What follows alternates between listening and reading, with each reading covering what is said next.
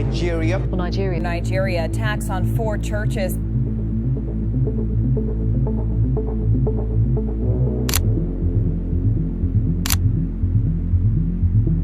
What's happening in Nigeria right now isn't a war you'll see on the news, but it's one that's quietly wiping out entire Christian communities.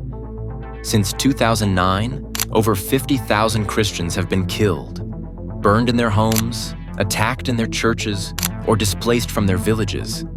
Yet the world barely talks about it. This isn't just random violence. It's the result of a long, painful history. A mix of colonial legacy, political manipulation, economic tension, and government failure. Let's unpack how Nigeria got here and why the killings continue. Nigeria didn't start divided. It was made divided. When the British colonized Nigeria in the 19th century, they ruled the North and South very differently. In the Muslim-majority North, the British used what they called indirect rule, letting local emirs keep their authority, limiting Western education, and restricting Christian missions. In the South, they did the opposite. Christian missionaries built schools, hospitals, and introduced Western education. The result? 2 different worlds in one country. One educated and politically awakened, the other isolated and traditional. That divide didn't disappear after independence. It deepened. After independence in 1960, Nigeria struggled to define itself. Was it secular or Islamic? Tensions boiled over in 1986 when Nigeria joined the Organization of Islamic Conference, sparking protests from Christians. Then, after 1999, many northern states adopted Sharia law, intensifying mistrust between the North and South. Religion became a political weapon. Politicians learned that by stirring ethnic and religious fear, they could win votes and control. And that's when violence started to take on a new face. At the heart of Nigeria lies the Middle Belt, a rich farming region where the Christian South meets the Muslim North.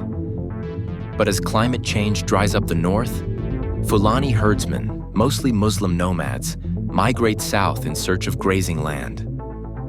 What began as economic competition over land and water turned deadly. Because the conflict wasn't just about cows, it was about identity. Many attacks are now reported as deliberate assaults on Christian villages. Churches burned, pastors killed, farmland seized. Experts say it's both a resource war and a religious war layered on top of one another. Then came 2009. Boko Haram, an extremist group whose name literally means Western education is forbidden, declared war on the Nigerian state. Their goal: to create an Islamic caliphate. Their method: terror.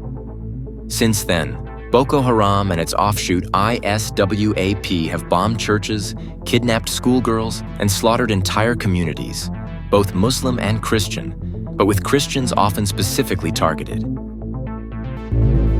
Here's where things get worse, because even as thousands die, the government barely responds.